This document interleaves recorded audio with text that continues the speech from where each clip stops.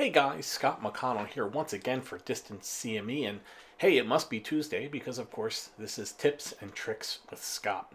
Now, a couple of these I've gleaned over 25 plus years of being in EMS, a couple I found online, various different places, so let's get right into it. The first one, just remember it's never your emergency. Now, what do I mean by that? Well, you want to make sure that one, you get to the scene safely. You know, the adrenaline's pumping, lights and sirens. You know, there's a lot of studies out there that show that lights and sirens don't actually save us any measurable amount of time. I mean, a couple of seconds here and there, but realistically, if that person's going to die in those 30 seconds that you save by driving like a maniac, well, they're going to die in your ambulance, or they're going to die before you get there. So just some common sense there. Number two, professionalism. I have found that if you are the island of calm in the sea of turmoil, that really makes a difference on your scene. So getting upset, rushing around, forgetting things, really makes it look like you don't know what you're doing. So just remember, it's not your emergency. That's one of the big things. Okay. Number two, take a moment and listen to your patients. Now, what exactly do you mean by that? Well, here where I work, we have some time limits there in those protocols. And, if you're over that time limit, you now need to justify in your chart why it took you 30 minutes for a medical patient, so on and so forth, that kind of thing. Okay, spend 45 seconds and listen to your patient. They actually tell you quite a bit. They really do. Okay. Last thing, be a lifelong learner. Okay. You may graduate paramedic school top of your class. You may pass registry just like that. Ace your state exams if you're taking state exams versus the registry. You may have a perfect A+ average in your paramedic program, whether it's a degree program or certificate program. You may be the best. The day after you get out of school, go buy a new textbook. Okay. By the way, I highly recommend the electronic textbooks now, just for the simple fact that when you buy a textbook, literally the next day, some of that stuff is out of date.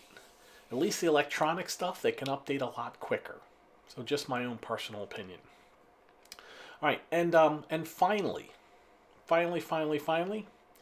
make sure that whatever you are not comfortable with, right? So let's do pediatrics as an example. Let's do pediatrics.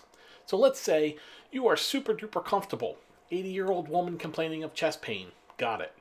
55-year-old guy complaining of shortness of breath. Got it. 2-year-old with an asthma attack. Don't got it. Okay. Those are the type of calls that you really want to delve into. Okay, whether that be, take a PALS course, take a PEP course, an APPLES course, TNCC, whatever those courses might be that you think are going to help you, they most likely will. And I'll tell you, by the way, just my own personal opinion, PEP is a great course for pre-hospital providers. PALS is a great course as well. APPLES, same thing. They're all great courses, but PEP is really geared towards the pre-hospital crowd.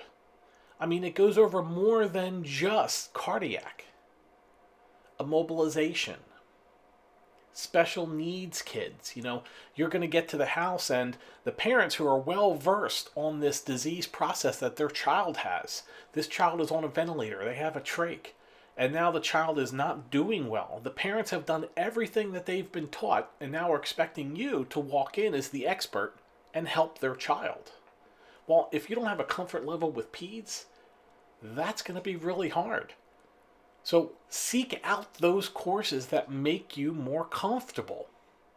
And let me tell you, after you've gone and I'll just keep using PEP as an example, after you've gone and taken a PEP course, go become an instructor in PEP. Go become an instructor in PALS. You know the old saying in medicine, see one, do one, teach one? Well, you saw one in paramedic school.